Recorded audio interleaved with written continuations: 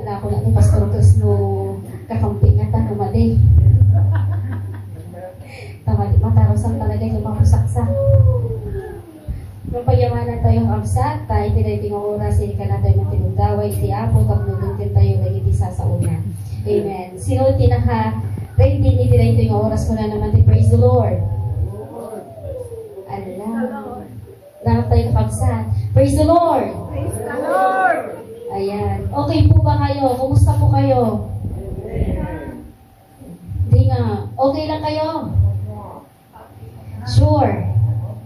Ayan. Kung okay kayo, wala nang rason para tayo tumayo. Kailangan mag-focus po tayo ngayon sa salita ng Diyos. Amen. Ang ating pong tema sa oras na ito ay tema ng lahat. Bakit? Kasi ako po ay una na rin pong naranasan ko ito. Kaya sabi ng Diyos, in every trial, there is a blessing. Ayan. In every trial, there is a blessing. Sino na po ang... Hindi, apel din na ako blessing nga talaga, nagpababa. Ayan. Na matatagpuan po natin sa salita niya sa James chapter 1 verse 2 to 4. Ating pong basahin.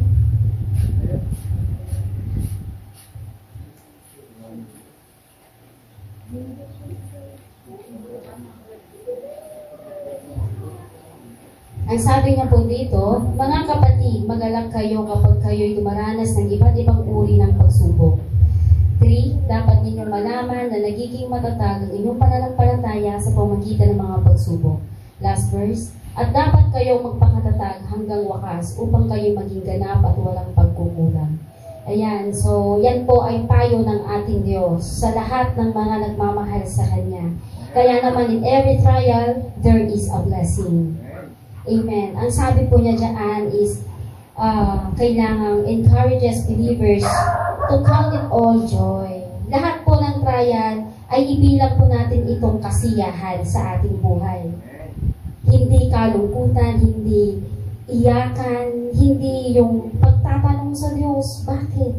Kundi ito ay ating pong ibilang sa ating buhay na ito ay pagpapala, ito ay kasiyahan sa ating buhay. When facing trials, as the testing of their faith, our faith, ito po ay napuproduce para tayo ay maging steadfastness. Magiging matatag sa lahat ng pagsubok sa buhay. Hindi po tayo magiging matatag kung wala pong challenges, amen? Hindi po tayo masusubok kung wala pong pagsubok. Kailan hindi ka Kristiyano kung wala kang pagsubok sa buhay? Kasi unbeliever nga marami. Pero ang pagkakaiba ng believer and unbeliever is napakalaki po ng diferensya. Alam niyo na po yan. Sample po ni Joseph in the Bible. Tiyo po ba si Joseph nandoon na despite the trial and imprisonment, si Joseph nandoon pa rin yung naging powerful siya as a leader. Nandoon na na-save pa rin ang kanyang family and the others. Ganun po si Joseph. Marami pong mga sa Bible na talagang example, magiging example sa ating mga buhay para tayo'y maging matatag. Sabi po sa quote na pina-type ko kanina, mga brother ina, ayan. Sabi na dyan, ayan, nag-cute talaga. Ayan. Sabi niya dyan, there is a blessing hidden in every trial in life, but you have to be willing to open your heart to see them. Makikita mo lamang ang pagpapala sa likod ng pagsubok kung bukas ang iyong puso. Totoo po yun. Kasi kung tinitignan mo lang, puro yung pagsubok sa pagsubok, hindi mo ini-analyze or hindi mo binubuksan ang puso at isipan mo, hindi mo makikita behind that trial. Makikita mo na in that behind ng pagsubok na yan, mayroong pagpapala ang Diyos na nakaabang sa'yo. Naniniwala po kayo dyan? Hala, nga kayo sa talaga nga nagbigat.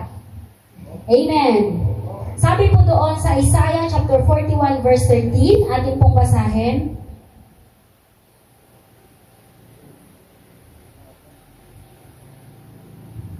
Sabi niya doon, ako si Yahweh na inyong Diyos ang magpapalakas sa inyo. Ako ang nagsasabi, huwag kayong matakot at tutulungan ko kayo. Ang sabi niya sa English, napakaganda po doon. For I, the Lord your God, will hold your right hand, saying to you, fear not, I will help you. Fear not, I will help you. Amen. Kailanman ay huwag kang matakot kasi ang Diyos ay nasa sa atin magpakailanman. Palapakan natin ang ating Panginoon. Amen. Ayan, para magising-gising po ang katotohanan na ang Diyos lamang ang siyang katulungan ng bawat isa. Kaya naman, fear not. Kuna iti apo. Praise God. Ating pa pong basahin sa James chapter 1 verse 12. Ayan. Sabi niya po doon,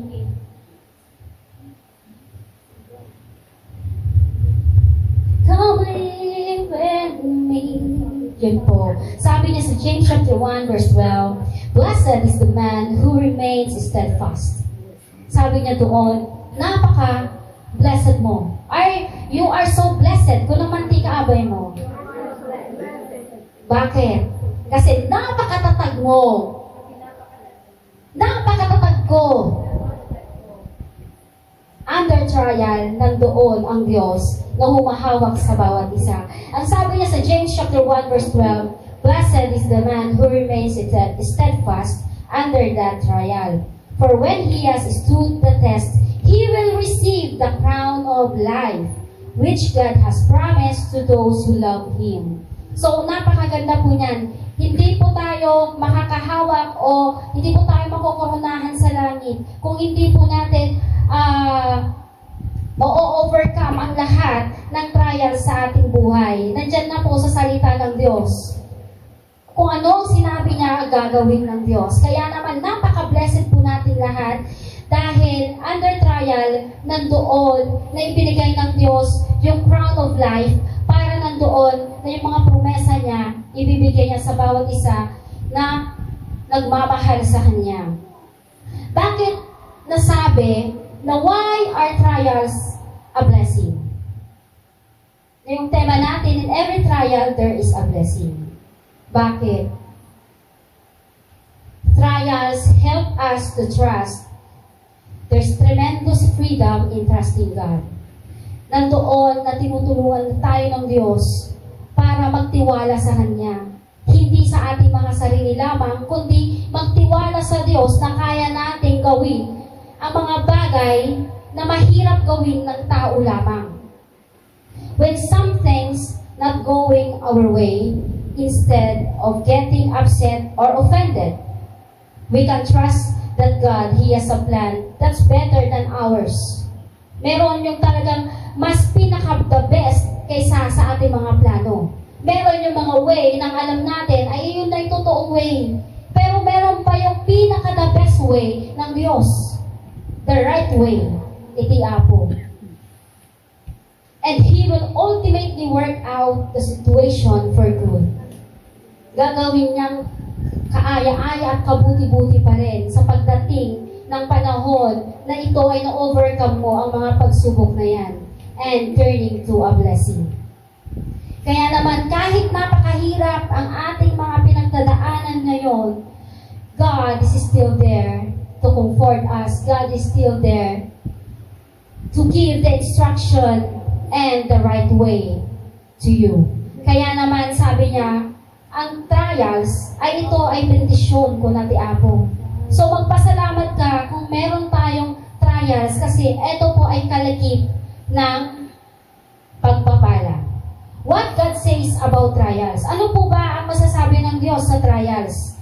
Kaya nga po ang teksto po natin ay James chapter 1 verse 2 to 4. Napakaganda po ng versikulong ito dahil dito po tinuturuan tayo ng Diyos para mamuhay na kasama siyang may kasiyahan. Hindi mamuhay na nandoon yung kalungkutan, nandoon yung iyakan, kundi tuturuan tayo ng Diyos na sa panahon na tayo ay umiiyak, sa panahon na tayo ay susuko na, sa panahon na hindi mo na alam ang gagawin mo, sa panahon na hindi mo na alam kung saan ka dadaan, sa panahon na hindi mo alam ang tamang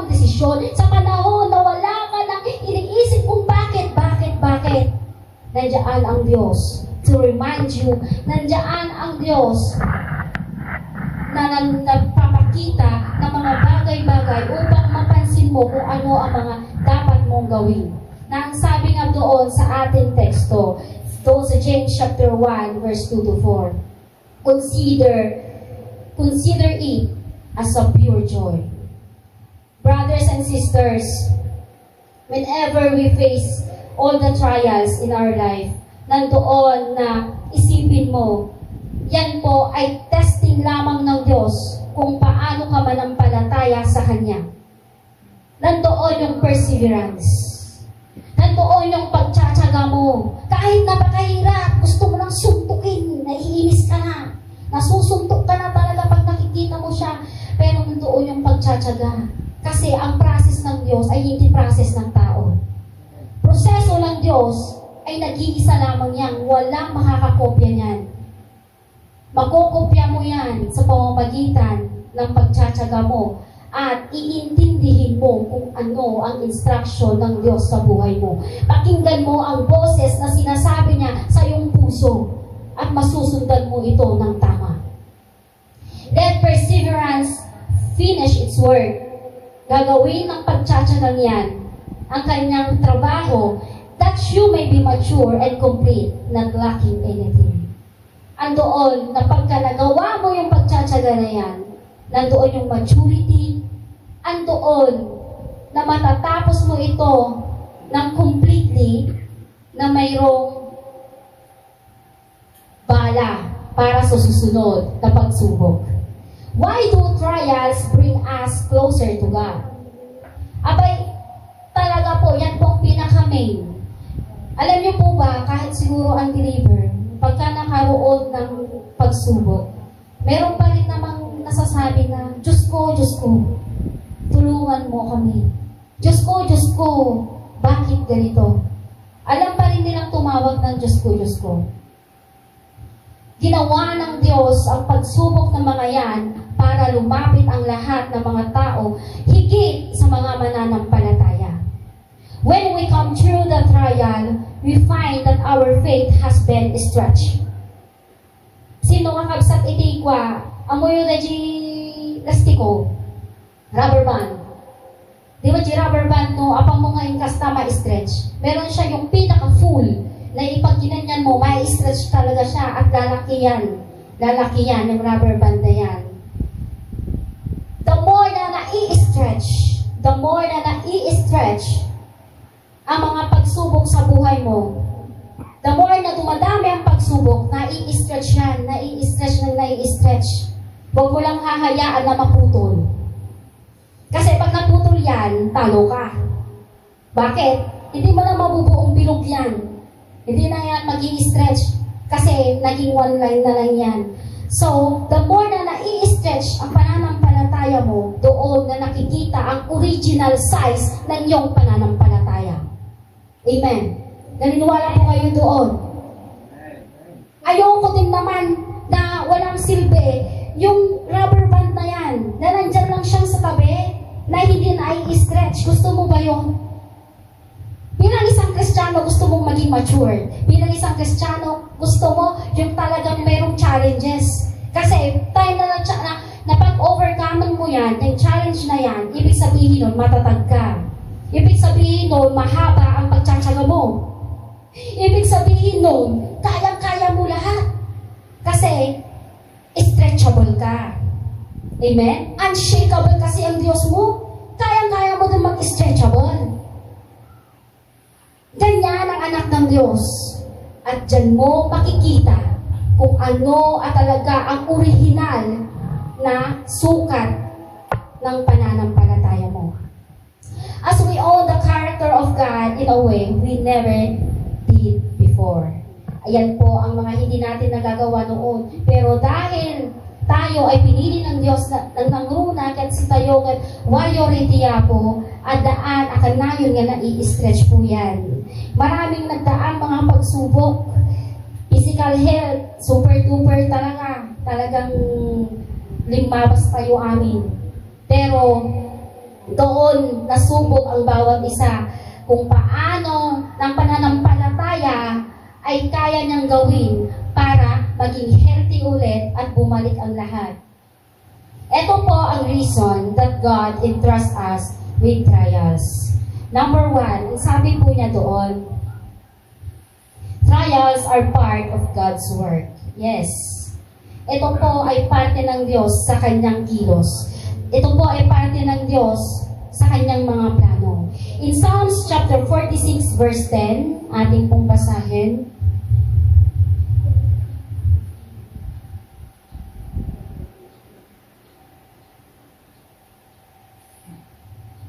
Be still and know that I am God. I will be exalted among the nations. I will be exalted in the earth. So, napakaganda po ng kanyang salita. Yang promesa niya yan, yung salita niyan, pinapakita ng Diyos na kailanmay huwag po tayong susuko sa lahat ng pagsubok. Be still.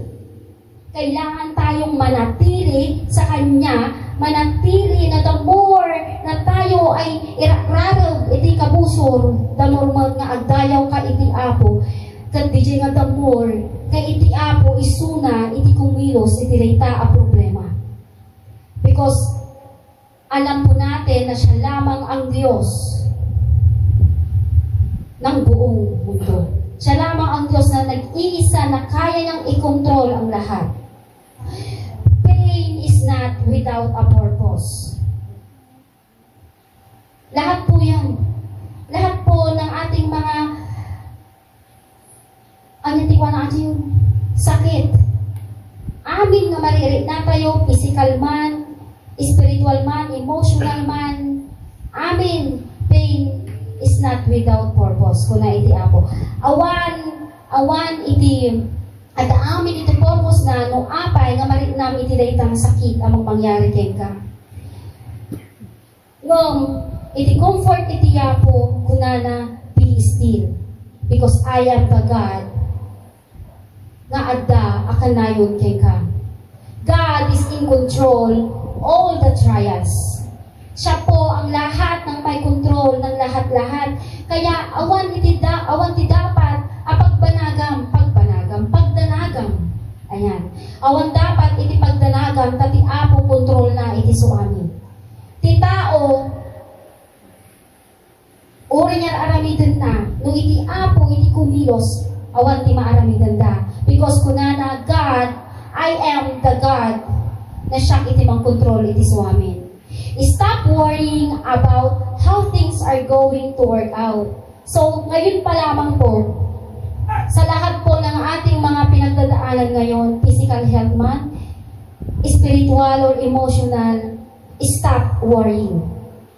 Kasi ang Diyos lamang ang may hawak ng lahat. Ipaubayang itiyapon, Lord, wala nang worry-worry sa akin kahit sinabing ganito, ganyan. Awan pagdalaga, sikat tibahalan. Kasi sabi mo nga, control mo, iti so amin. Ikaw na ang bahala. Always remember that God's word is because of His glory and our eternal good. Ito po, itong trials na to, ito ay God's work. Nandoon na way iti apo, tapno adaan nga maitaydayaw itinagan na, ken para itis kadatayumat laeng nga anak na. So, ang trials po ay ito na po ang kalaking kakambal po ng isang Kristiyano. Kalaki po natin ito. Kaya, kahit saan tayo magpunta, meron at meron talaga mga pagsubok. Pero ito po ay ikaw po natin na sa joy. Ikaw po natin na pag wala kontrabida, wala pong mabubuong movie. Kaya hindi po pwedeng bida tayong lahat. Kailangan meron din kontrabida sa buhay natin to challenge us. Amen. And number 2, sabi po niya doon, trials show others that God is dependable.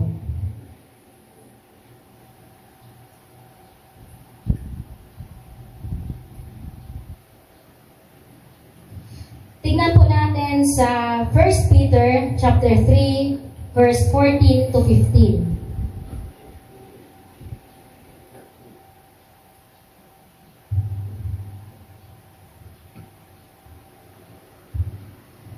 But even if you should suffer for righteousness' sake, you will be blessed. Have no fear of them, nor be troubled. But in your hearts honor Christ the Lord as holy, always being prepared to make a defense to anyone who asks you for a reason for the hope that is in you. Yet, do it with gentleness and respect. Amen. So, ito po sa panahon ng pagsubok, andoon na ang iba tinitignan ka. Lalo na ikaw ay Kristiyano ngayon. Lalo na ikaw ay isang mandirigma ng Diyos. Panahon na ikaw ay lumalakad sa pagsubok, diyan tinitignan ng mga taong nakapaligid sa iyo how you handle it. Kung paano ma-overcome ang pagsubok na yan. Diyan matitest o matcha-challenge ang iyong pananampalataya sa pagsubok na sa mga nakapaligid sa iyo, tinitignan kung paano mo ito masusulban. Kaya, ang sabi niya, sabi ng Diyos, andoon na, but even if you should suffer righteousness kung na sake, kat iti apo iso na iti bang bendisyon, iti so amin.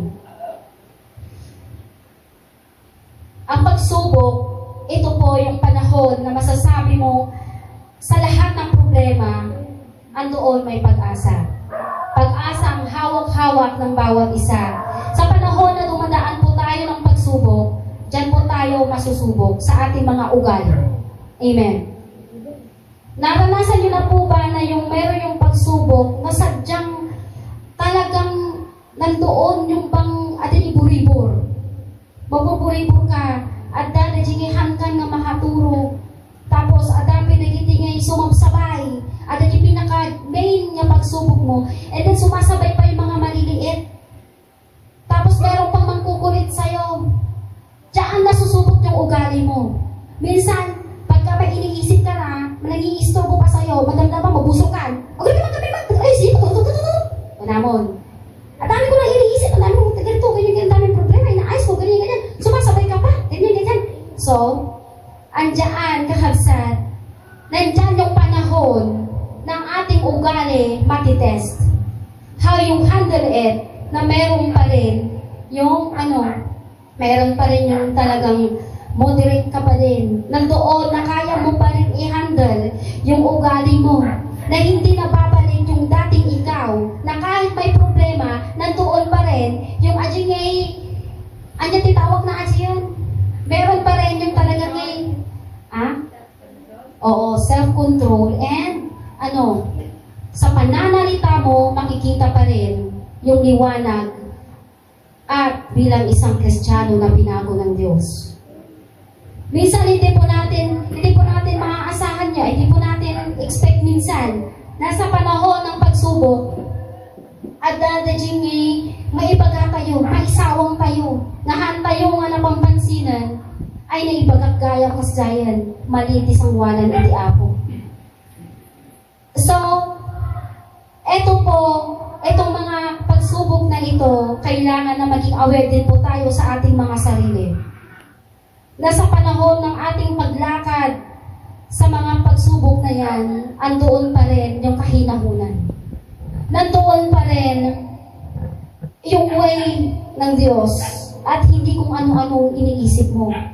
Kundi nandoon pa rin yung oras, your personal devotion sa Diyos para ilapit ang lahat-lahat at hindi nauuna yung ugali na hindi dapat. So, be aware kung naitiya po. Ipakita natin sa ating mga nakapaligid na kahit gaano yung sufferings, trials sa atin, paglabas mo na yung bahay, nakangiti ka pa rin.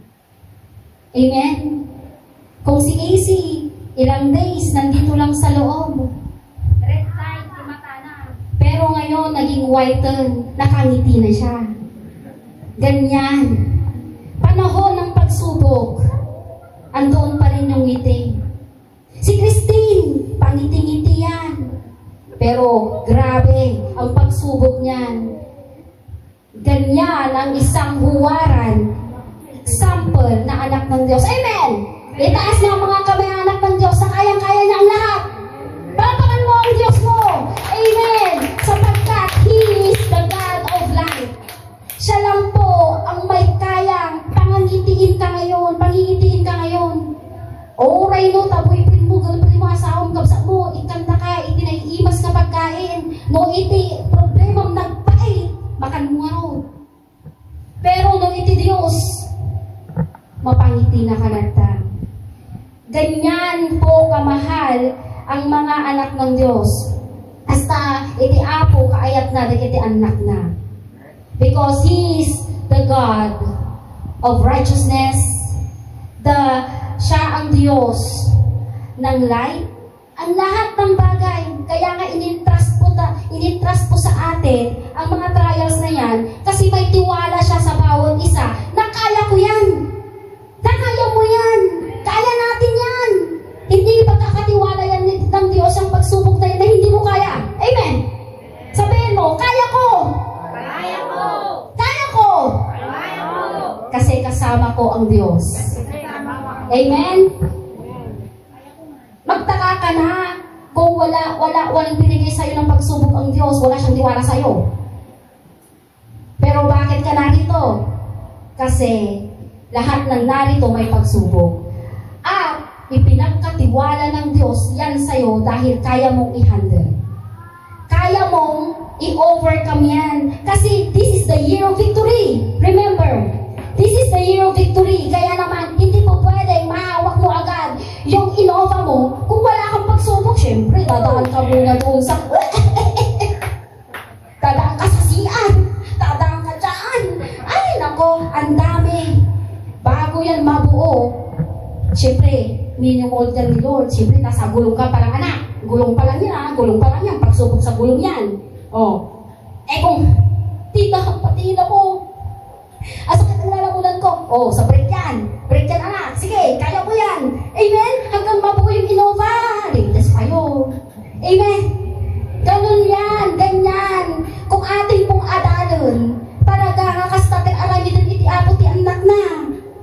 Apaya, no nga nararami ng data, mabuo nga rin, dahil kaya mo, ngayon suro ko yung papel. Mati. Di ba kaan? Oh. So, kita ang nalauna, ilungatang tapuson, kundi panunod mo na iti apo, makita ang jibihay na dahi nga pagsubok. Amen. Remember, brother Eden, malapit na yung housing lot mo. Bakit ka narito? Kasi this is the year of victory. Why you are here? Dahil kayo ay connected sa PHWMI. Amen. Ganyan po kabuti ang Diyos because He is the God of life. He is the God of righteousness. Truth and righteousness. Sinasabi naman niya ang katotohanan at gawin mo lamang ang lahat ng mga proyekto, lahat ng pinapagawa niyang mga proseso. Aba, gawin din niya ang papel niya para sa iyo. Amen. Amen. Hallelujah. God entrusts us with trials so that we can be a light. Ayan. Diyan tayo, uusbong, diyan tayo makikita ng ating mga nakapaligid kung kaano tayo, may liwanag sa atin. Nandoon na nagliliwanag pa rin tayo kahit na kasano iti sub-sub, iti kabusor, iti spiritual growth tayo. Kung kasano iti sub-sub na nga, iti sub-sub na kumakagita no, sub-sub-suban na yung fire kanyang, nga maadalat na ka-steel nga grang-grang-grang. Abaya, tayo di apo, at daan titiwala kem ka nga kayang lahat nga sumurudan. Ada di puspuro, ada iti lighter. Kaya't na nga sa uwen, ada di sasao di apo, at daman di personal devotion mo, aramidan, tapno, diretsyo nga agrang-grang, iti pagmati. Amen, hallelujah. Sa panahon ng pakikipagbaka, andoon yung katotohanan. Hanapin mo ito and God will bless you. Huwag tayong matakot. At higit sa lahat, laging handa to defend the hope that is in us. Amen? Kasi ang pag-asa ay sa Diyos lamang. Ibinigay ng Diyos ang the word hope sa bawat isa para andoon na maipakita at may bahagi natin sa mga tao wala nang kapag-asa. Kaya naman pag ikaw ay tinira ng pagsubok, huwag kang mawala ng pag-asa because we are iti Diyos tayo, iti Diyos, iti pag-asa. Kaya naman kahit anong gawin pa ni Satan, for the Lord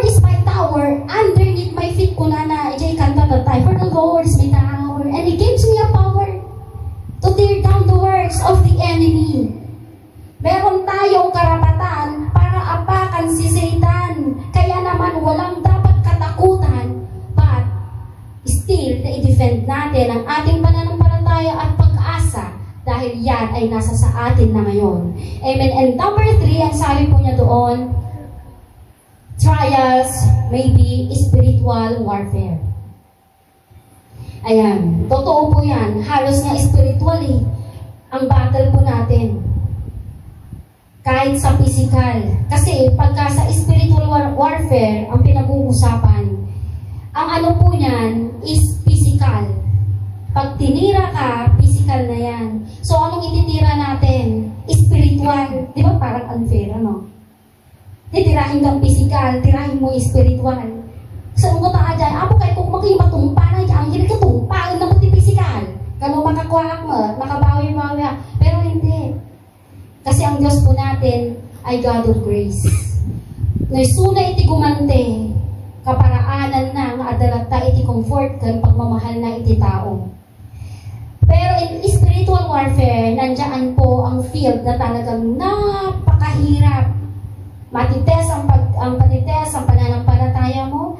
Matites kung gaano ma-stretch kung ano yung original size ng pananampalataya mo. Bakit? Ang tanong. Bakit inaalaw ni Satan, ay inaalaw ni Lord, si Satan to harm us or even kill us? Bakit niya inaalaw yan? Bakit niya inaalaw na hinahayaan niya nagkakaroon ka ng pagsubok na kanya, nagkakasakit ka, tapos nawalan ka ng pera, ganito, ganyan, wala ka ng sasakyan. Lahat ng mga bagay na pagsubok. Bakit hinahayaan niya? Because God, at iti purpose na iti suamin abanang. For our good. Yun po ang purpose ng Diyos. Kasi hindi po pwedeng stagnant ka, hindi po pwedeng in and out ka lang sa church, in and out, ganyan. Bibigyan ka ng pagsubok. Diyan ka matitest. Kung kaya mo bang i-overcome yan.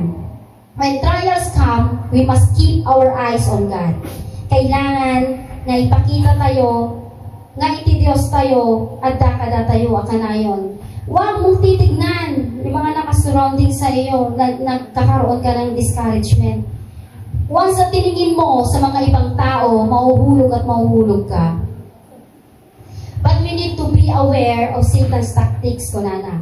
Pero, adi manarimaan, nga iti battle mo iti spiritual, kailangan nga maging aware ka, na iti taktika, iti kabusor. Maging aware ka sa mga tactics niya. So that, haan na ka nga maluko. Maging aware po tayo. Sabi niya sa 2 Corinthians chapter 2, verse 11. 2 Corinthians 2:11. Ayan. So that we would not be outwitted by Satan, for we are not ignorant of his designs.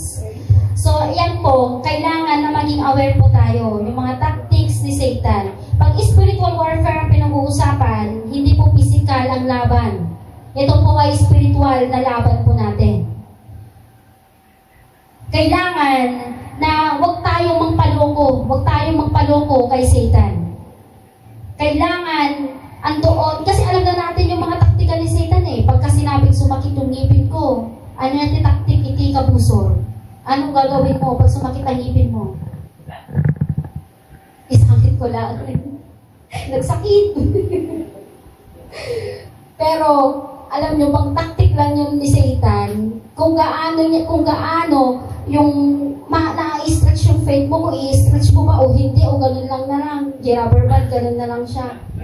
Diyan makikita, at tinitignan din niya ni Lord, kung papaano mo i-overcome. Kaya hinahayaan lang yan. God allow Satan to harm us or even kill us. Pero kailangan na maging aware po tayo sa lahat. Satan wants to discourage us so that we give up.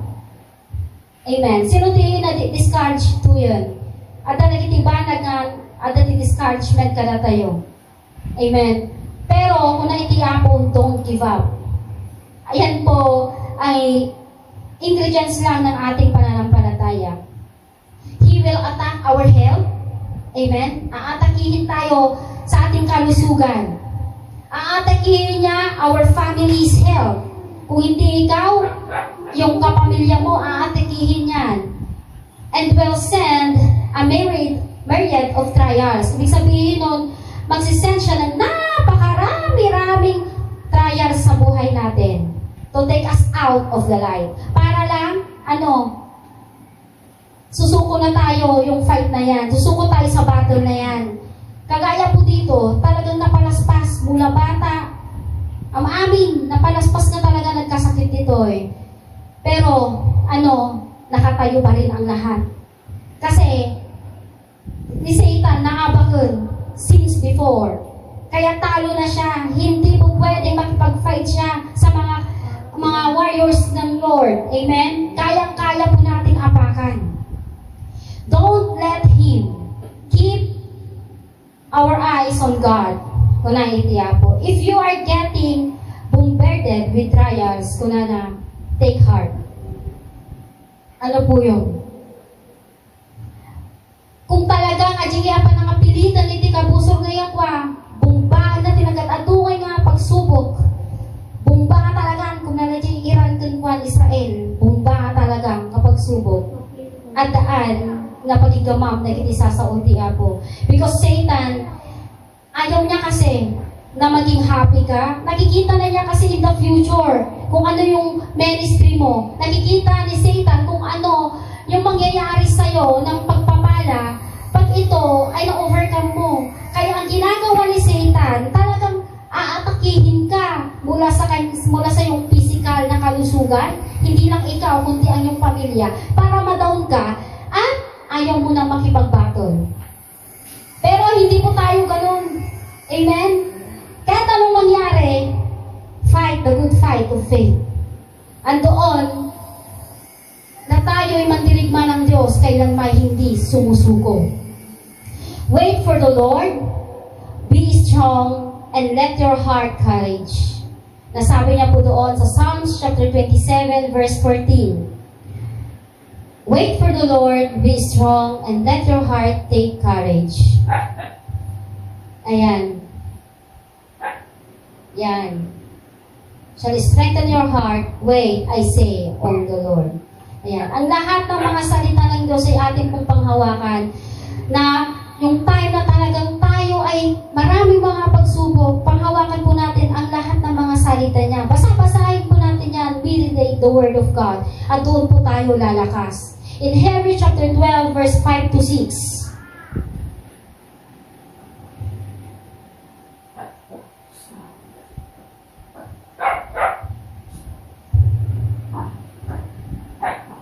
And you have forgotten the which speaks to you as to sons. My son, do not despise the chastening of the Lord, nor be discouraged when you are rebuked by Him. For whom the Lord loves, He chastens and at nagriga mo pa saan? Scourge every son whom He receives. King James siguro yan. Ayun. King James version. King James, kaya pala. Kaya ang sabi niya po doon, kailangan nga, iti pa nagdisiplina, iti apo, ay ayatan na ka. Amen. He disciplined us because He loved us. The way na tayo, the more na dinidisiplina niya, the more na ipinapakita ng Diyos na tayo ay minamahal niya. Kaya yung salita niya yan, andoon na ang Diyos, meron yung pagkakadisiplina sa kanyang mga anak.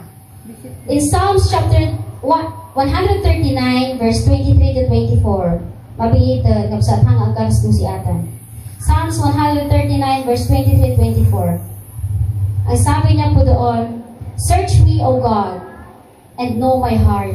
Try me and know my thoughts, and see if there be any grievous way in me, and lead me in the way everlasting. So eto po, kung hindi po na natin alam ang ating gagawin, kung si pastor ay busy, wala tayong malapitan, kahit na sino, magbuklat ka, ng salita ng Diyos o application ng cellphone mo na Bible, search the Psalms 139 verse 23 to 24. Yan, sabihin mo sa Diyos. Ikararang mo iti apo data. Kat iti apon, iti bahalan, iti suamen. Sample po ni Peter. Diyo po ba si Peter ang doon na naglakad siya, ayan ti sea, na hindi siya lumubog. Hindi siya lumubog dahil nakatingin siya kay Lord. Peter walked on water during the storm because his eyes were on the King. Nakatingin ang kanyang mga mata sa Diyos, kaya naman hindi siya lumubog. Pero, when his eyes focused on the storm, nung nakita niya yung kidlat, yung alon, yung napakalakas na ulan, nagkaroon siya ng takot. Natakot siya. Una, nakita pa niya si Lord, pero nakita na niya surroundings niya. Ala! Nagbibigsan ng kimat. Adalo yun. Ulan. Ano nangyari sa kanya? Lumubog siya. Lumubog siya. So, ang ibig sabihin po noon, bilang tayo mga Kristiyano, tayo po si Peter. Tayo po si Peter. The more na ang trials natin, mga storm, mga malalaking alon sa buhay nating mga pagsubok, huwag natin tignan ang mga yan.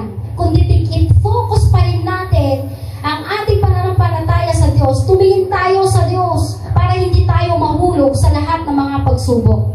Hindi tayo lulubog. At yan po ang pananaw to changes everything.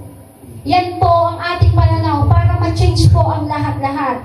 Kung ito, dumating ang pagsubok na to, lalong tumitingin ka sa iyong mga surroundings, yun na lang ang nangyayari. Paulit-ulit, lubog. Pero pag tumingin ka sa Diyos, una pa lang na pagsubok, kailanman hindi ka lulubog sa lahat ng mga circumstances, sa lahat ng mga trials sa iyong buhay.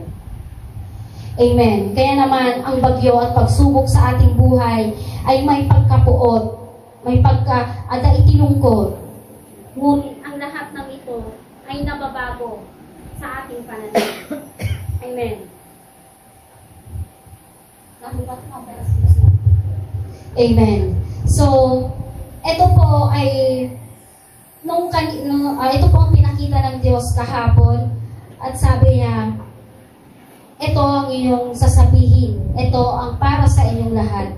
In every trial, there is a blessing. Kaya kahit anong mangyari, kahit ano pang mga pagsubok po natin, physical man yan, spiritual man yan, emotional man yan, andoon na kayang-kaya natin. Andoon na nakangiti ka pa rin. Amen. Isa ka pong ngiti dyan. Inaantok na po ba kayo? Hindi pa. So, before na mag-end ang binigay ng Diyos na salita sa Kanya, magtatanong po ako. Sino po ang nakakaalam yung tema at teksto? Pwede po bang itaas ang kanyang kamay? Huwag mong ipopost, Brother Eitana. Tema at teksto, pwede po bang sabihin nyo? Sino po? Any representative? In every trial there is a blessing. James 1 verses 2 to 4.